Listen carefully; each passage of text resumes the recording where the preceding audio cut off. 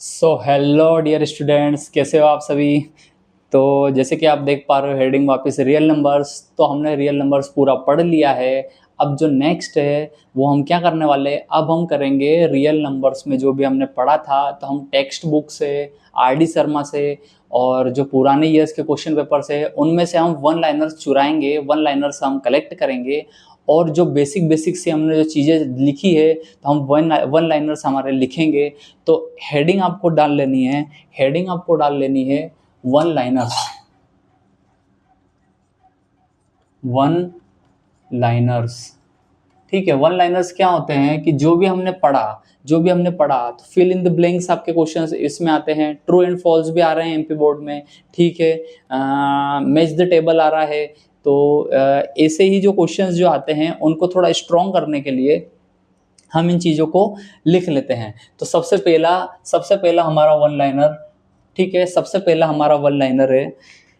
हम text book से ही हम सारे टेक्स्ट बुक के वन लाइनर्स कवर अप कर लेंगे। उसके बाद में हम आर डी शर्मा पे चलेंगे और ये सारे धीरे धीरे वन बाय वन कवर करते चलेंगे। तो इसको वन लाइनर्स हेडिंग डाल लेना रियल नंबर वंस में। पहले चैप्टर में हमारा सब कुछ चल रहा है।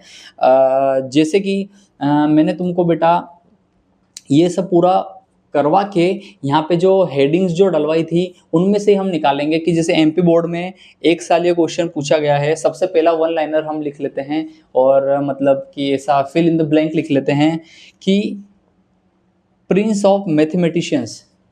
तो सबसे पहला हमारा क्वेश्चन निकलता है, हु इज कॉल्ड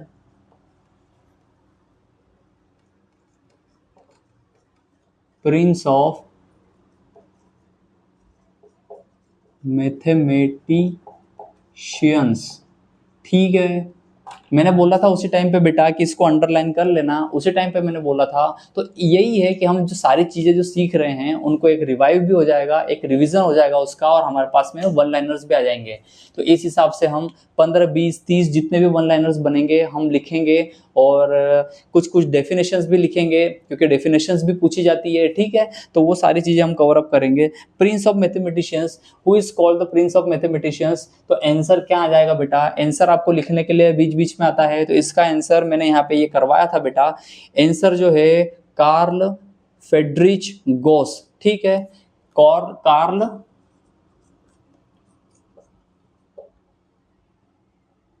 हाँ कार्ल, मैं देख के इसलिए लिख रहा हूं कि बेटा गलत नहीं लिखवा दूं, ठीक है। गॉश, हाँ। अब इतनी सारी चीजें हमने लिख ली है, इतनी सारी चीज लिख ली है। तो बेटा साथ के साथ में मैंने बोला था कि हम बार बार आएंगे। इसकी जो डेट ऑफ बर्थ है और जो एक्सपायरी डेट है, मतलब कि जो टाइम पीरियड है उसको भी लिख लेंगे साथ में। 1777 1777 से 1855, ठीक है। ये चीज भी हम लिख के आएंगे साथ के साथ में, 1777 से 1855। तो इसको बोलते हैं एक परफेक्ट। आपने कार्ल फेडरिच गॉस तो लिख दिया बेटा, ये डेट भी है वो साथ में याद रख लेंगे। पता चले कि कभी ये क्वेश्चन पूछा गया था, अभी उसका टाइम पीरियड पूछ लिया जाए, ठीक है। सबसे पहला क्वेश्चन हो गया हमारा, सबसे पहला क्वेश्चन हमारा हो गया, ठीक है। Next one liner, next one liner क्या लिखेंगे,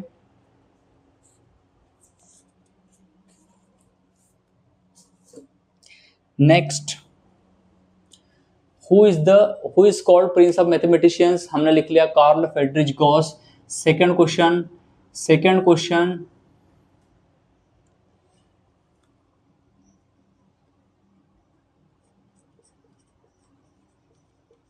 fundamental theorem of arithmetic is about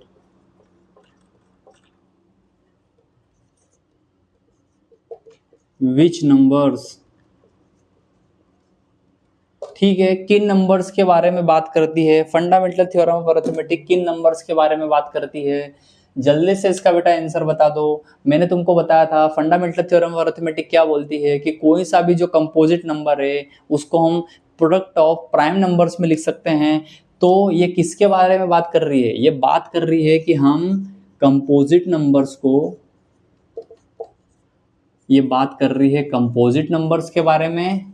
composite number को हम प्रोडक्ट ऑफ प्राइम नंबर्स या फिर फैक्टर्स करके प्राइम नंबर्स के प्रोडक्ट में लिख सकते हैं। तो कंपोजिट नंबर्स और प्राइम नंबर्स के बारे में बात कर रही है।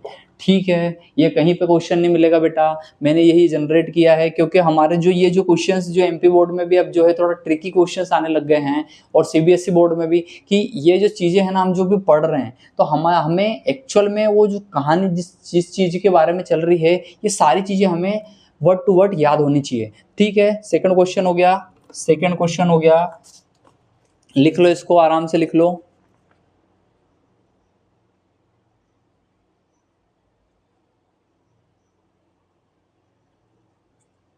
ठीक है, ठीक है, नेक्स्ट चलते हैं, नेक्स्ट चलते हैं। नेक्स्ट क्वेश्चन, नेक्स्ट क्वेश्चन,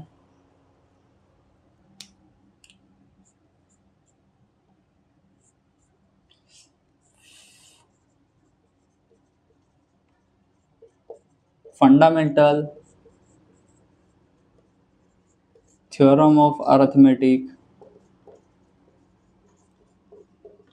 1.2 जो ये थी, ये अरिथमेटिक ये 1.1 की बात हो रही थी। Fundamental theorem of arithmetic 1.2 talks about, ये किसके बारे में बात कर रही है बेटा?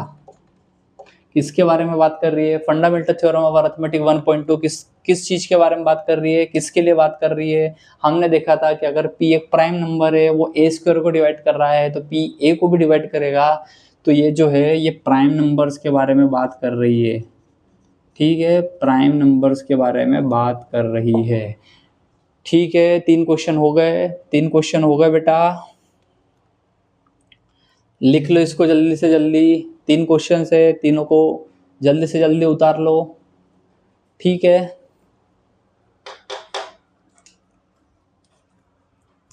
कितने बढ़िया से क्वेश्चन सारे मैंने तीनों के तीनों करवा दिए हैं। ठीक, तो 3 क्वेश्चन बेटा अभी हो गए हमारे। आगे बढ़ते हैं, आगे बढ़ते हैं, आगे बढ़ते हैं चौथे क्वेश्चन पे। अगर किसी ने नहीं उतार पाए तो इसको पॉज करके उतार लेना बेटा।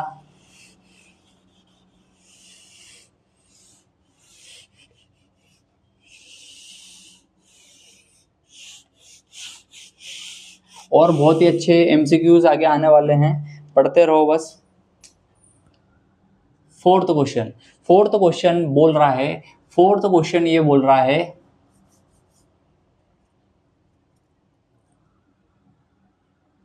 जो एग्जाम में भी पूछा गया था, एग्जाम में पूछा गया था, under root P is irrational number, under root p is irrational number। ये पूछ रहा है what is the nature of p।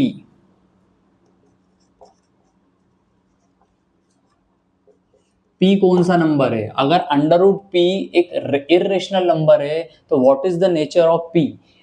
p number कौन सा हुआ? अगर अंडर रूट p एक इरेशनल नंबर है तो p नंबर क्या हुआ? हमने पढ़ा था इसी चैप्टर के सेकंड पार्ट में, एलसीएम एचसीएफ के बाद में हमने सेकंड पार्ट में क्या पढ़ा था बच्चा? हमने सेकंड पार्ट में पढ़ा था कि अंडर रूट पी, अगर p एक प्राइम नंबर है तो अंडर रूट p एक इरेशनल नंबर होगा। तो p यहाँ पे क्या हो गया? आंसर में आ जाएगा p is a prime number. ठीक है, इजी है, बिल्कुल इजी है, ये सारी चीजें इजी है।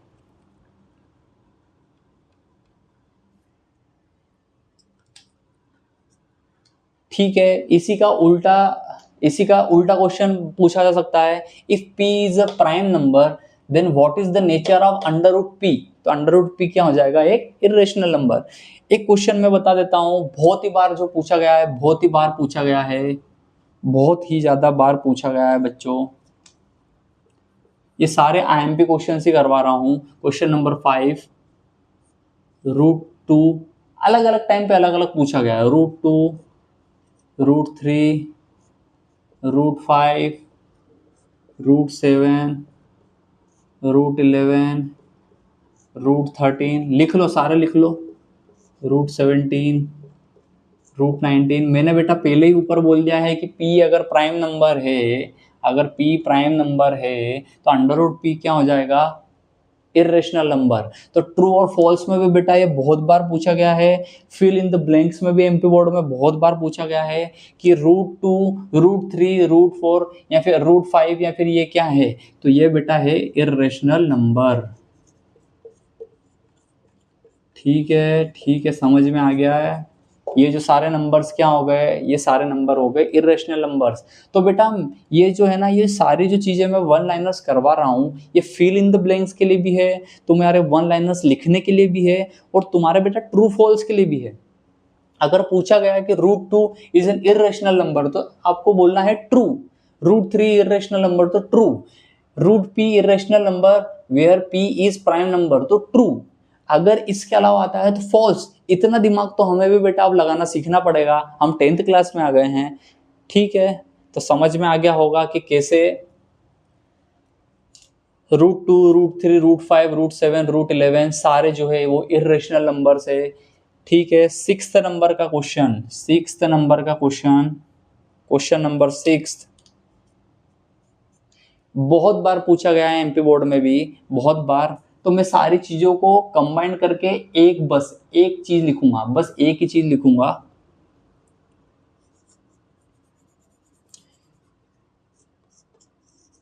Addition, subtraction, multiplication and division of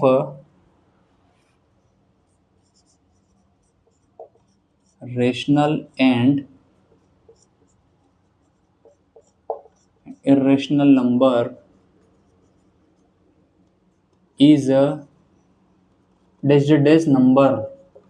मैंने बेटा उस दिन भी पढ़ाया था, सारे एग्जाम्स में मैं पढ़ा चुका हूँ। एडिशन, सब्सट्रैक्शन, मल्टीप्लिकेशन, डिवीजन एक रेशनल और इर्रेशनल नंबर का, एक रेशनल और इरेशनल नंबर का मल्टीप्लाई कर दो, एक रेशनल इरेशनल नंबर को एडिशन कर दो रेशनल और इरेशनल नंबर का, सब्ट्रैक्शन कर दो रेशनल इरेशनल नंबर का, डिवीजन कर दो एक रेशनल और इरेशनल नंबर को। तो इसका आंसर क्या है? ये जो सारे नंबर्स आएंगे ये कौन से नंबर्स आएंगे? जल्दी से कमेंट भी डालते जाना कि सर ये जो आपने जो सारे क्वेश्चंस लिखवाए थे 6, इसमें से मेरे इतने करेक्ट थे, मुझे पहले से आते थे, तो ये जो है ये कौन सा नंबर होगा? मैंने क्लास में बेटा तुमको करवा दिया था, जल्दी से अब अपना दिमाग भी लगा लो। मैं भी बता देता हूँ, मैं तो बता ही दूंगा। ये हो गया बेटा एक, ये सारे नंबर हो जाएंगे इरेशनल नंबर। ठीक है, आशा करता हूँ कि 6 क्वेश्चन अभी तक हमारे बहुत ही बढ़िया से हो गए होंगे, लिख लिए होंगे। नेक्स्ट क्वेश्चन अब हम लिखते हैं, अगला क्वेश्चन।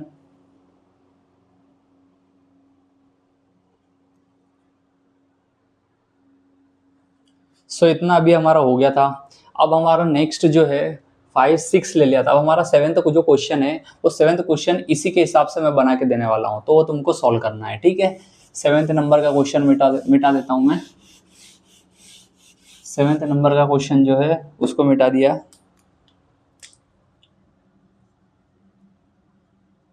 ठीक, 7th नंबर का क्वेश्चन ये है, आपसे ये पूछ रहा है 3√2 3 + √2 √2/3 3 - √2 इज रेशनल और इरेशनल नंबर। ये आगे क्वेश्चन मार्क है। तो बेटा रेशनल है या इरेशनल नंबर है, ये कैसे पता करेंगे हम? ये कैसे पता करेंगे? तो हमने ये जो लिया हुआ है, हमने जो ये 6th पॉइंट जो लिखा हुआ है उसका ये एप्लीकेशन है, उसका यही एप्लीकेशन है। डायरेक्टली उसने पूछ लिया कि रेशनल इरेशनल है, तो हमने बोला addition, subtraction, multiplication, division of a rational और इरेशनल नंबर इज। जैसे कि ये क्या है, ये मल्टीप्लिकेशन हो गया, ठीक है, ये एडिशन हो गया, ये डिवीजन हो गया और ये सब्ट्रैक्शन हो गया, तो ये जो नंबर रहेगा, ये जो नंबर रहेगा ये कौन सा नंबर रहेगा? बेसिकली हमें पता है कि अगर हम प्रोडक्ट करें, मल्टीप्लाई करते, डिवाइड करते हैं, तो ये जो नंबर हमारे पास जनरेट होता है ये इर्रेशनल नंबर ही रहेगा, इर्रेशनल नंबर ही रहेगा। तो ठीक है, यहाँ तक समझ में आ गया कि ये एक इर्रेशनल नंबर ही है। इसको भी बेटा नोट डाउन कर लो, जब तक मैं नीचे वाला रब कर देता हूँ। ठीक है, नीचे वाला रब कर देता हूँ।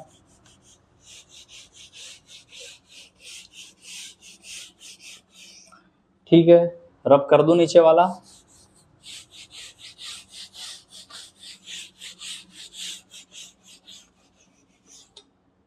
नेक्स्ट जो है 8th नंबर का क्वेश्चन। ठीक है, 8th नंबर का क्वेश्चन, 8th नंबर का वन लाइनर जो है वो ये बोल रहा है। ठीक है, इसको कर लिया। नेक्स्ट जो है 8th नंबर का जो क्वेश्चन है वो वन लाइनर क्या है? वो वन लाइनर है बेटा एलसीएम। मान लो कि दो नंबर है a multiply by b multiply by HCF A और b का, ये क्या होगा? ठीक है, नेक्स्ट क्वेश्चन है एलसीएम ए और बी का मल्टीप्लाई बाय एचसीएफ ए और बी का, ये क्या होगा? तो जो है हमने जब हमने पढ़ाई करी थी बेटा, हमने उसी लेक्चर्स में हमने देख लिया था कि product of LCM and HCF is equals to the product of individual numbers. तो इसका जो आंसर है वो हो जाएगा ए मल्टीप्लाई बाय बी।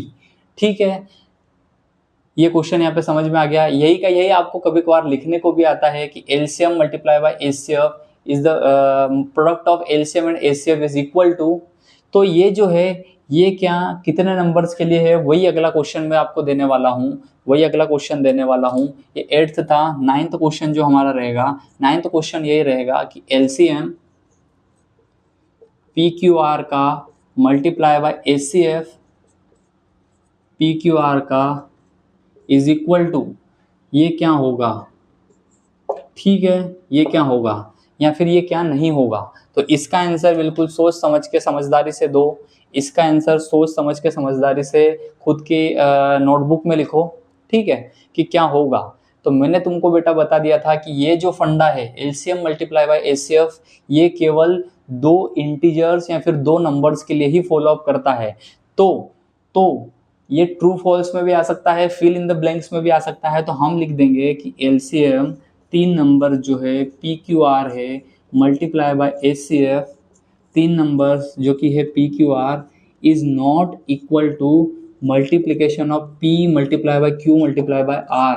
तो ये जो फॉर्मूला जो है, ये जो फॉर्मूला है जो हमने वन लाइनर लिखा है 8th नंबर पे, ये बिल्कुल होल्ड करता है, ये होल्ड करता है, इट होल्ड्स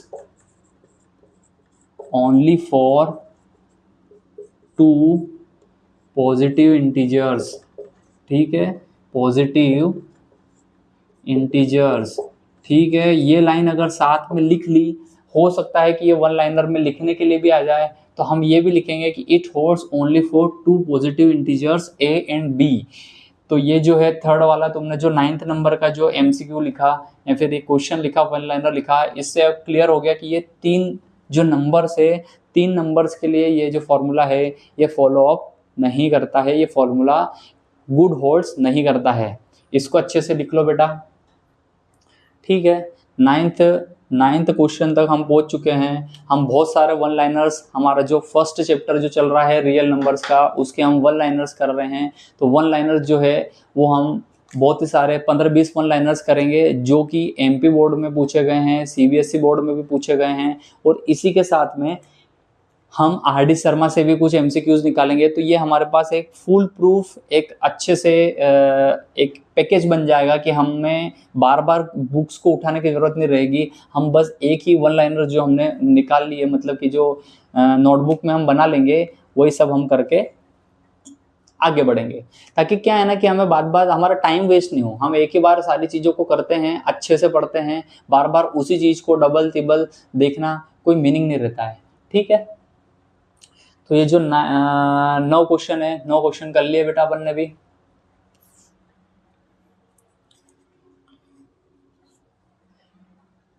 ठीक है, इसको वीडियो को पॉज करके आराम से उतार लेना, मैं अभी रब कर दे रहा हूँ। फिर हम लिखते हैं अगला क्वेश्चन, 10वां क्वेश्चन, ठीक है। या फिर ऊपर से मैं अभी इरेज कर देता हूँ, नीचे लिखना हो तो भले लिखते रहो। बाकी मेरा समझाई सही रहती है कि अभी हमारा सारा कंटेंट वीडियो फॉर्मेट में है, तो क्यों ना हम पॉज करके आराम से लिख लें, और जब मैं बोल रहा हूँ तो हर एक चीज़ सुने, आराम से समझ के बाद में लिखें। सुनना बहुत ज़्यादा ज़रूरी है, समझना उससे ज़्यादा ज़रूरी है, ठीक है। ये हमारा जो आपकी बुक थी, ये बुक में जो फर्स्ट चैप्टर में हमारे टेक्स्ट बुक में जो भी दिया हुआ था, ये मोटा मोटा मैंने बेटा इसका पूरा लिखवा दिया था। अब हमारे पास में और 2 से 3 एक्स्ट्रा बुक्स है, उन सारी बुक्स को हम देख लेते हैं। जैसे कि मेरी भी क्या आदत है, और मैंने भी तुमको बोला है बेटा कि इन सारी चीज़ों को क्या है ना, मार्कर से अंडरलाइन कर लो और हाइलाइटर से, ताकि जैसे कि मैं देख रहा हूँ, मैंने बहुत सारी चीज़ें हाइलाइटर से निकाली हुई है। जैसे कि पूछा गया था, ये मैंने करवा दिया, ये मैंने करवा दिया, तो उससे क्या है ना, हमें अपन को खुद को हेल्प मिलती है। जैसे ये क्वेश्चन करवा दिया, ये करवा दिया, ये भी करवा दिया, ठीक है, उससे मुझे भी हेल्प हो जाती है, और आप लोगों को भी यही आदत फॉलो अप करना चाहिए, ठीक है। अब आर डी शर्मा को उठा लेते बेटा। आर डी शर्मा से देखते हैं कि कोई से क्वेश्चन जो मैंने हाइलाइटर से हाईलाइट किए हुए, वो सारी चीज़ें मैंने लिखवाई है कि नहीं लिखवाई है, ठीक है, ठीक है, ठीक है। One liners, okay okay okay, ठीक है, ठीक है, ठीक है, ओके, ठीक है। तो नेक्स्ट है ओके। तो अगला क्वेश्चन है 10th नंबर का। वो मैंने तुमको पहले भी बेटा लिखवा दिया था, लेकिन अभी भी लिखवा देता हूँ। एचसीएफ एलसीएम से रिलेटेड है। एचसीएफ ऑफ टू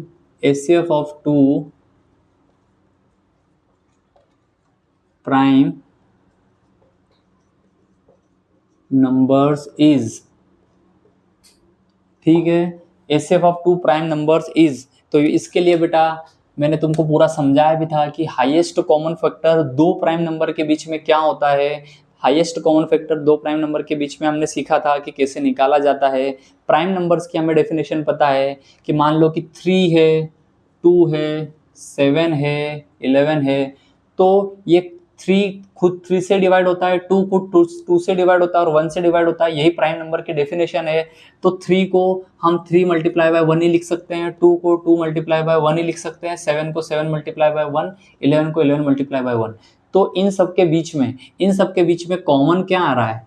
कॉमन आ रहा है 1, क्योंकि ये 2 है, यहाँ पे 3 है, दोनों के बीच में कॉमन 1 है। तो ये सारे एचसीएफ जो है, सारे प्राइम नंबर्स के लिए और सारी इन चीज़ों के लिए यही वर्क करेगा कि एचसीएफ ऑफ 2 और मोर प्राइम नंबर्स इज 1 1, ठीक है। इसको लिख लोगे तुम, एचसीएफ 2 और मोर प्राइम नंबर्स का क्या होता है? 1 ही होता है, ठीक है।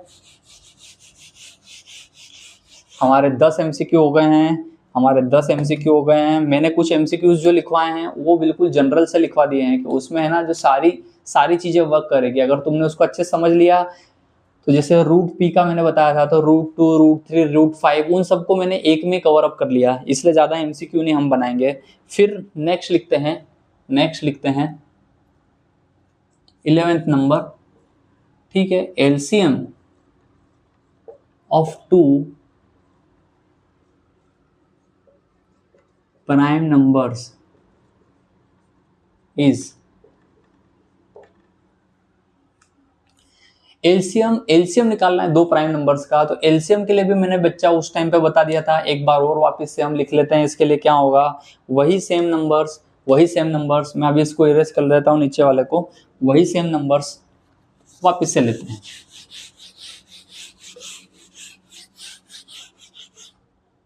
ठीक है। वही सेम नंबर हम ले लेते हैं 2, 3, 7, 11। तो इनके बीच में मैंने तो बताइए बेटा तुमको, एलसीएम निकालने के लिए जो सारे फैक्टर्स है वो सारे फैक्टर्स लिख देते हैं, और हाईएस्ट पावर लिखते हैं, वो हमने सीखा था उसमें। तो यहाँ से तुम देखोगे कि 2 और 3 जो है 2 और 3 का एलसीएम 2 मल्टीप्लाई बाय 3 आने वाला है, 3 और 7 का 7 मल्टीप्लाई बाय 3 आने वाला है और 7 11 का 7 मल्टीप्लाई बाय 11 आने वाला है, इसलिए एलसीएम जो प्राइम नंबर्स का जो होता है वो हो जाता है, हमने लिखा था product of prime numbers. Prime numbers का प्रोडक्ट रहता है, प्रोडक्ट ऑफ प्राइम नंबर्स, क्योंकि इसका एलसीएम 2 मल्टीप्लाई बाय 3 हो जाएगा, इन तीनों का 2 मल्टीप्लाई बाय 3 मल्टीप्लाई बाय 7 हो जाएगा। तो इस हिसाब से हम समझते भी जा रहे हैं, साथ के साथ में हमारे वन लाइनर्स भी इकट्ठे होते जा रहे हैं। ठीक है, अच्छे से इसको अगला क्वेश्चन में देखता हूँ। अगला क्वेश्चन हम क्या करने वाले हैं, इसलिए अभी तक 12th नंबर का क्वेश्चन, अभी इसको आराम से उतार लो, बिल्कुल आराम से उतार लो। सो 12th नंबर का क्वेश्चन थोड़ा सा अब डीप डाउन चलते हैं, डीप डाउन थोड़ा सा हल्का सा। ठीक है, नेक्स्ट क्वेश्चन ये बोल रहा है what is the total number of factors of a prime number. ठीक है, टोटल नंबर, ये सीबीएसई में ऐसे पूछे जाते हैं बेटा, टोटल नंबर ऑफ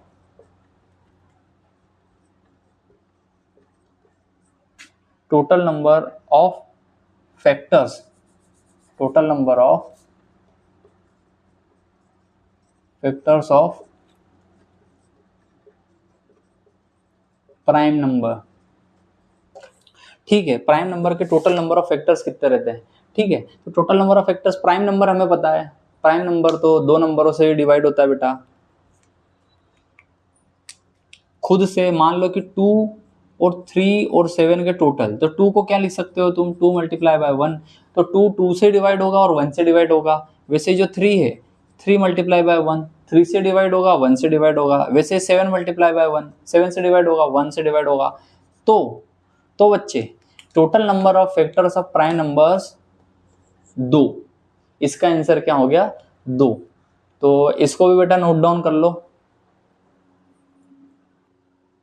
ठीक है, समझ में आ गया था बहुत ही अच्छे तरीके से। Total number of factors of prime numbers, तो प्राइम नंबर्स खुद से और इससे बना हुआ रहता है, इसलिए 2 फैक्टर्स आ जाएंगे। एक अच्छा बहुत ही प्यारा क्वेश्चन, एक बहुत ही प्यारा क्वेश्चन हम करते हैं। 12th क्वेश्चन तक बेटा पॉज कर लेना और इन तीनों क्वेश्चंस को आराम से उतार लेना। नेक्स्ट चलते हैं 13 नंबर क्वेश्चन पे। ठीक है, 13 नंबर क्वेश्चन,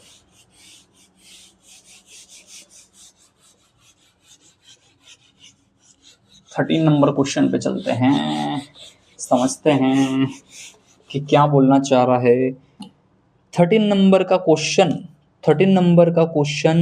बोलना चाह रहा है, एक बीच में एक छोटा सा, सबको आपको पता ही है, वो क्वेश्चन भी डाल देते हैं। Pi is a rational oblique irrational number. बेटा ये क्वेश्चन भी बहुत बार पूछा गया है, इसलिए जल्दी से हम बता देंगे इसका आंसर। सबको पता है कि पाई जो है वो एक इर्रेशनल नंबर है। ठीक है, क्या लिख देंगे, इर्रेशनल नंबर। साथ के साथ में एक छोटी सी चीज हम वापस ऐड कर लेते हैं इसके रिमार्क में लिख देते हैं। अधिकतर क्या बोला जाता है, पाई को इक्वल बोला जाता है 22/7 के, तो पाई को हमने इर्रेशनल लिख दिया, तो 22/7 को भी हम इर्रेशनल लिखेंगे। ऐसी गलती हम नहीं करेंगे। हम क्या लिखेंगे 14 नंबर क्वेश्चन में कि 22/7, बहुत सारे बच्चों को पता है कि पाई को हम लगभग लमसम हमें एग्जाम में भी दिया जाता है कि 22/7 है, तो 22/7 is a rational oblique irrational number. तो लमसम इसको दिया जाता है, तो हम इसको क्या कर देंगे, कि 22/7 है ना, ये एक रेशनल नंबर है। अंडरस्टूड। देखो भाई, रेशनल नंबर की डेफिनेशन क्या है, जिसको हम p/q के फॉर्म में लिख सकते हैं। तो already p divide by q, दोनों पॉजिटिव इंटीजर्स बराबर अच्छे से p/q के फॉर्म में लिखा हुआ है। पाई के इक्वल, लमसम इक्वल आ रहा है, इसका मतलब ये नहीं है कि पाई एक रेशनल नंबर बन जाता है। पाई एक रेशनल नंबर ही है, 22/7 एक रेशनल नंबर ही है। ठीक है, नेक्स्ट क्वेश्चन 15 नंबर का क्वेश्चन। 15 नंबर का क्वेश्चन जो है वो क्या बोलना चाह रहा है, अच्छा सा क्वेश्चन था, LCM of the smallest prime number and smallest odd composite number is, हाँ ये क्वेश्चन है, बहुत प्यारा क्वेश्चन है, LCM of smallest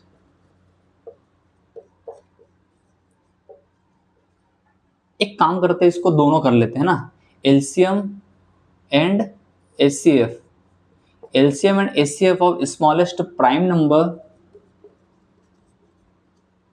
and smallest composite number.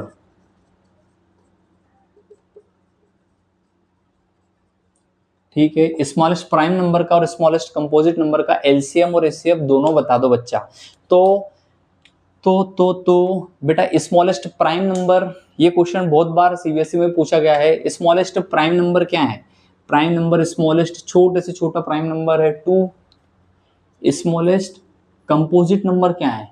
Smallest composite number खुद से दिमाग में रिसाइकिल कर लो। मैंने तुमको बताया था बेटा, मैंने बताया था कि प्राइम नंबर्स ऐसे नंबर जिनका खुद के सिवा कुछ नहीं होता और खुद के सिवा किसी से डिवाइड नहीं होते हैं, 2 से स्टार्ट होते हैं। कंपोजिट नंबर ऐसे नंबर्स जिनको हम प्रोडक्ट ऑफ प्राइम नंबर्स लिख सकते हैं।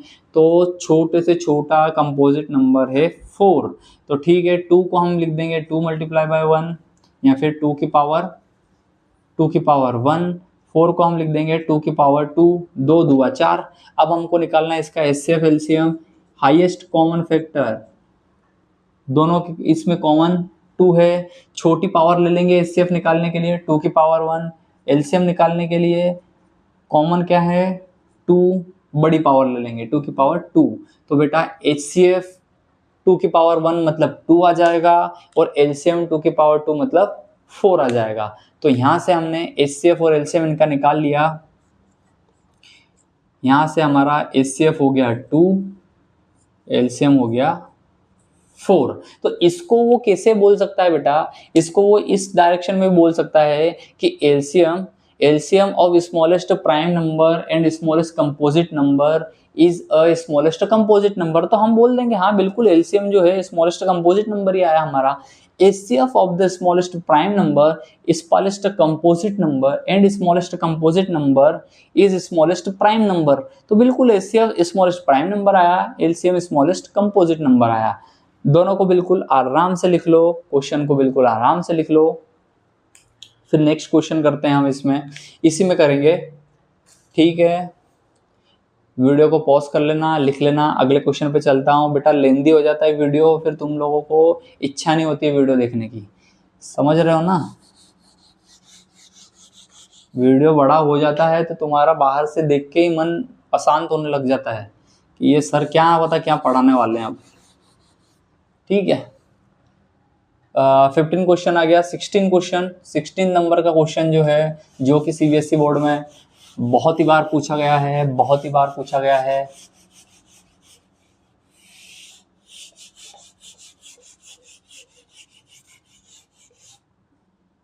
सिक्सटीन्थ नंबर का क्वेश्चन जो कि सीबीएसई बोर्ड में बहुत ही बार पूछा गया है बेटा, वो ये है LCM of smallest prime number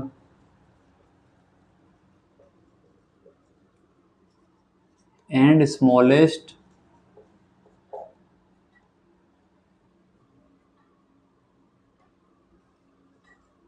odd composite number.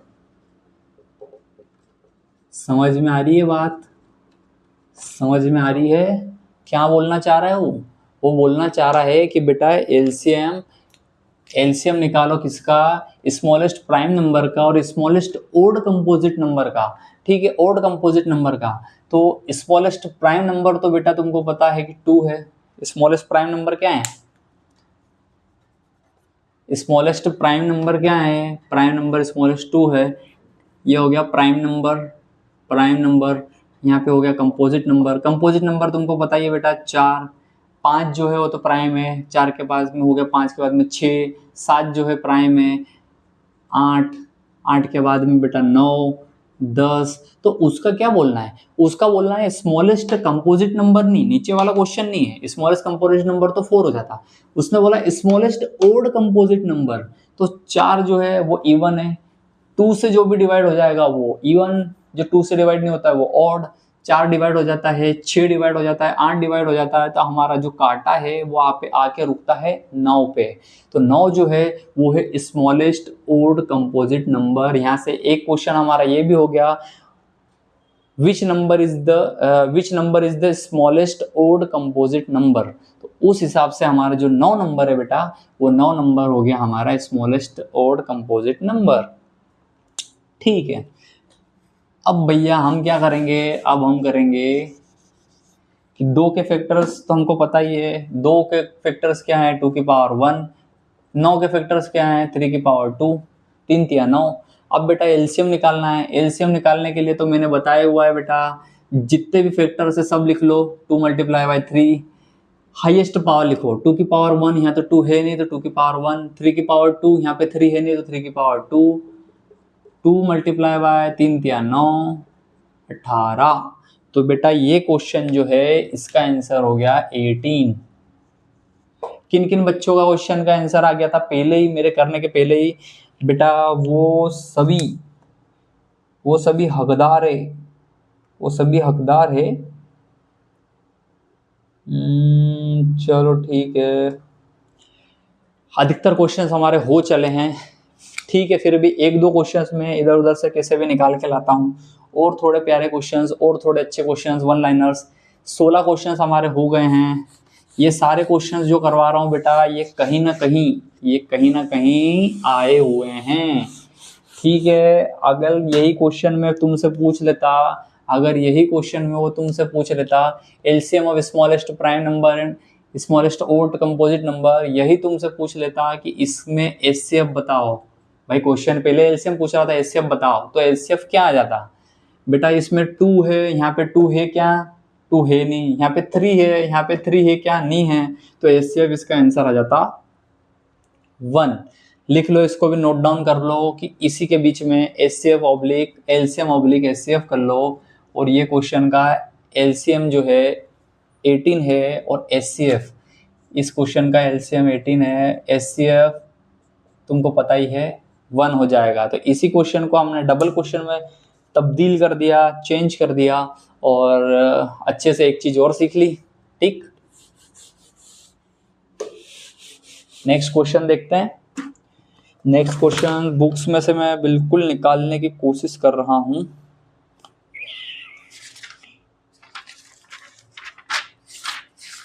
अच्छे से अपन, हाँ एक क्वेश्चन बेटा ये बहुत ज़्यादा चलता है सीबीएसई बोर्ड में, एक क्वेश्चन जो बहुत ही ज़्यादा चलता है वो देख लेते हैं। अभी पिछली क्लास में हमने देखा कि product of rational irrational number, sum of rational irrational number, और प्रोडक्ट डिवीजन, ये सब हो गया। अब मैं एक चीज लिख रहा हूं कि प्रोडक्ट ऑफ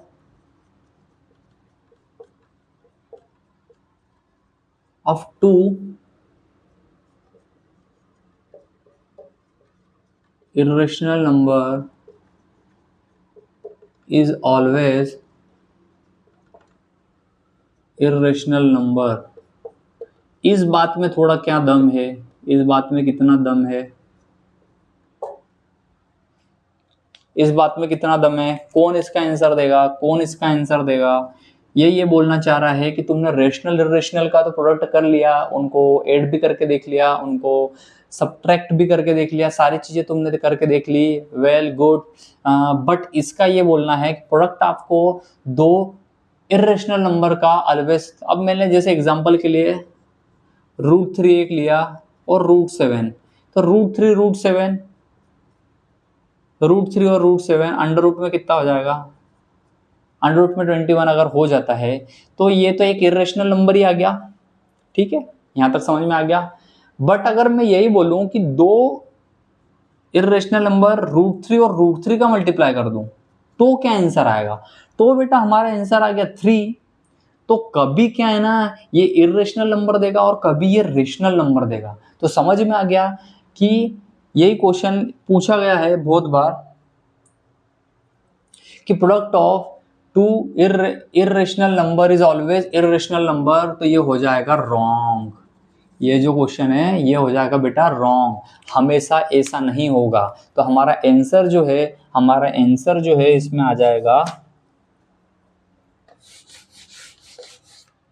दोनों आंसर आएंगे हमारे इसमें। हमारा आंसर जो आएगा वो हमारा आंसर आएगा रेशनल और irrational, either rational irrational, either या तो रेशनल या फिर इर्रेशनल नंबर।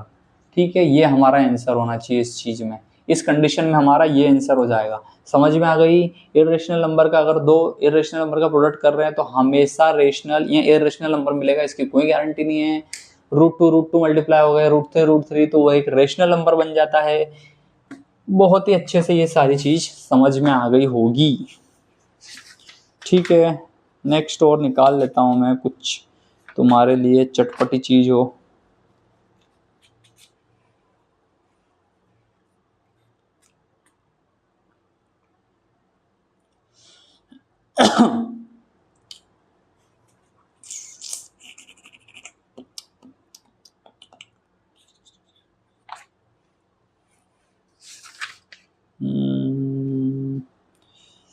हमारे 17 क्वेश्चंस हो चुके हैं। अगला क्वेश्चन देखते बेटा।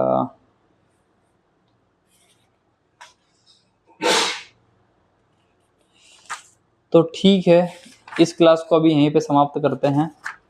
अगली क्लास में जो है हमारा जो है नया चैप्टर स्टार्ट हो जाएगा बच्चों, वो रहेगा पॉलिनोमियल्स। ठीक है, पॉलिनोमियल्स वन लाइनर्स मैंने जितने हो सकते थे अच्छे से लिखवा दिए।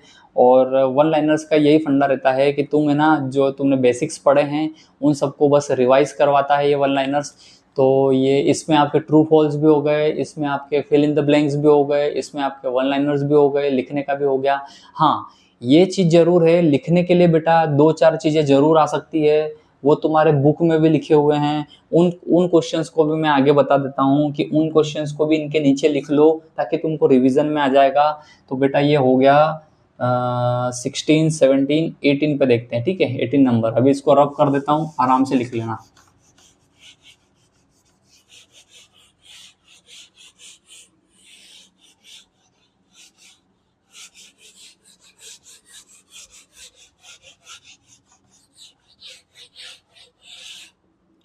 ठीक है, 18 नंबर क्वेश्चन, हमारा क्वेश्चन नंबर 18 है।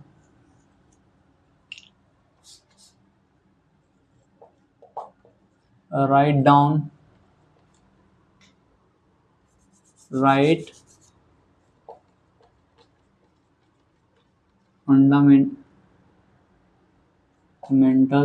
Fundamental theorem of arithmetic. ठीक है, write down fundamental theorem of arithmetic. अब इसमें 1.1 वाली भी 1.2 वाली भी, दोनों को मैंने तुमको पहले ही बेटा हाइलाइटर से हाईलाइट करवा दिया था कि दोनों को हाईलाइट कर लेना, दोनों को अच्छे से लिख लेना। ठीक है, 19 नंबर का question, what is HCF and LCM.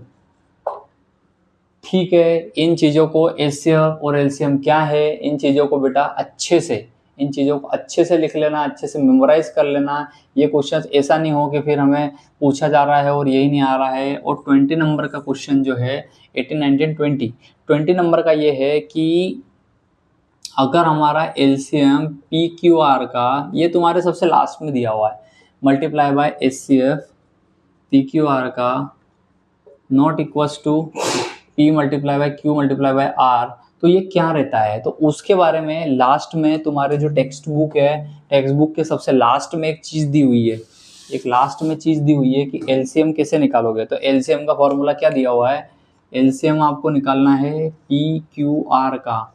तो PQR का एलसीएम का ये दिया हुआ है P multiply by Q multiply by R।